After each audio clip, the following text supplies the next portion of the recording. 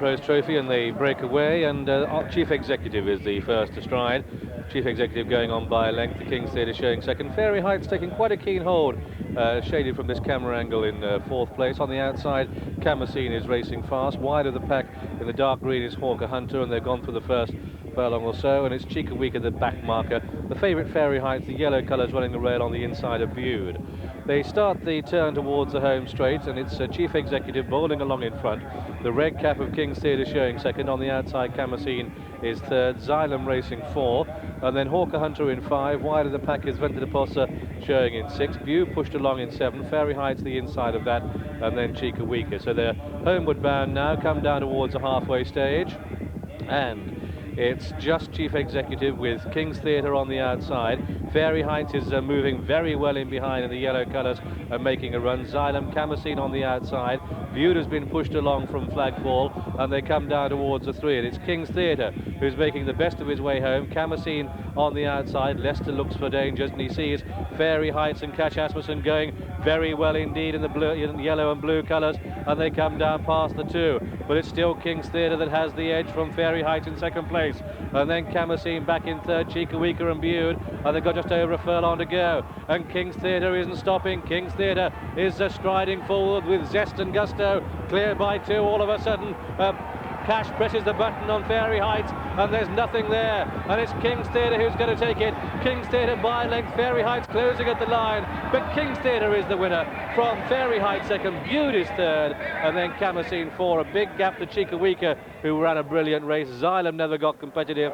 Hawker Hunter dropped away. Ventadaposa beat only one, and that one was Chief Executive put in to make the pace for Fairy Heights. And so the result then of this, the Racing Post Trophy, it's gone to horse number 6, King's Theatre, in the colours of Mr. Michael Poland, trained at Newmarket by Henry Cecil and ridden by Willie Ryan, his 91st winner of the season, and yet another winner, the 10th for Henry Cecil in this race. Second horse home is number 9, Fairy Heights, Cash Asmussen, and the third is number 1, Bude. That one was ridden by Pat Edery.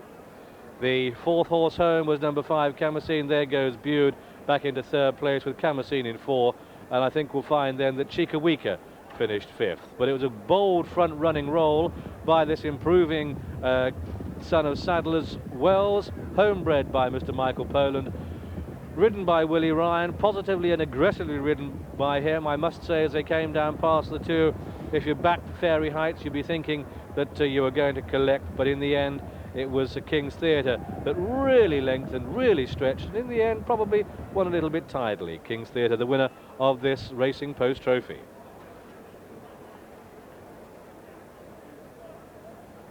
A really good performance from King's Theatre. Strong galloper, isn't he? Stamina is clearly his long suit, or relative to speed anyway. He was sensibly ridden by Willie Ryan, who sat in behind the pacemaker, attacked early in the straight.